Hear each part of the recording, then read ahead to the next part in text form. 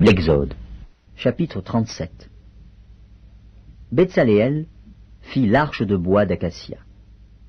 Sa longueur était de 2 coudées et demie, sa largeur d'1 coudée et demie, et sa hauteur d'1 coudée et demie. Il la couvrit d'or pur, en dedans et en dehors, et il y fit une bordure d'or tout autour. Il fondit pour elle 4 anneaux d'or, qu'il mit à ses 4 coins, 2 anneaux d'un côté et 2 anneaux de l'autre côté. Il fit des barres de bois d'acacia et les couvrit d'or. Il passa les barres dans les anneaux sur les côtés de l'arche pour porter l'arche. Il fit un propitiatoire d'or pur. Sa longueur était de 2 coudées et demie et sa largeur d'1 coudée et demie. Il fit 2 chérubins d'or. Il les fit d'or battu aux 2 extrémités du propitiatoire, un chérubin à l'une des extrémités et un chérubin à l'autre extrémité. Il fit les chérubins sortant du propitiatoire à ses 2 extrémités.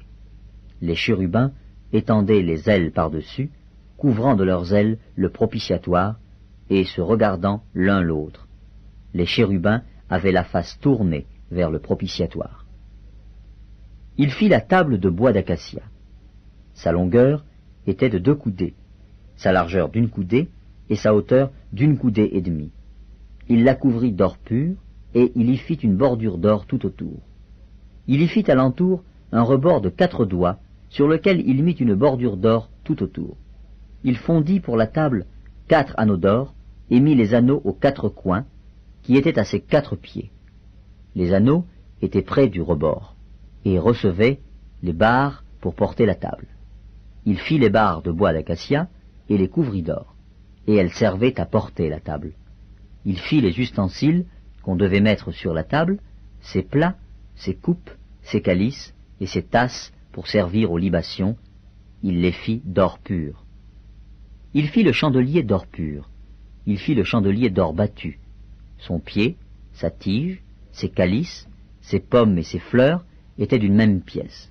6 branches sortaient de ses côtés, 3 branches du chandelier de l'un des côtés et 3 branches du chandelier de l'autre côté. Il y avait sur une branche 3 calices en forme d'amande, avec pommes et fleurs, et sur une autre branche 3 calices en forme d'amande, avec pommes et fleurs. Il en était de même pour les 6 branches sortant du chandelier. À la tige du chandelier, il y avait 4 calices en forme d'amande, avec leurs pommes et leurs fleurs. Il y avait une pomme sous 2 des branches sortant du chandelier, une pomme sous 2 autres branches, et une pomme sous 2 autres branches. Il en était de même pour les 6 branches sortant du chandelier.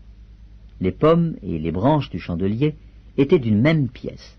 Il était tout entier d'or battu, d'or pur. Il fit ses 7 lampes, ses mouchettes et ses vases à cendre d'or pur. Il employa un talent d'or pur pour faire le chandelier avec tous ses ustensiles. Il fit l'autel des parfums de bois d'acacia. Sa longueur était d'1 coudée et sa largeur d'1 coudée. Il était carré, et sa hauteur était de 2 coudées. Des cornes sortaient de l'autel.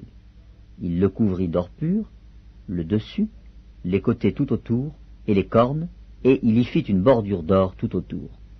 Il fit au-dessous de la bordure 2 anneaux d'or aux 2 côtés. Il en mit aux 2 côtés pour recevoir les barres qui servaient à le porter. Il fit des barres de bois d'acacia et les couvrit d'or. Il fit l'huile pour l'onction sainte et le parfum odoriférant, pur, composé selon l'art du parfumeur.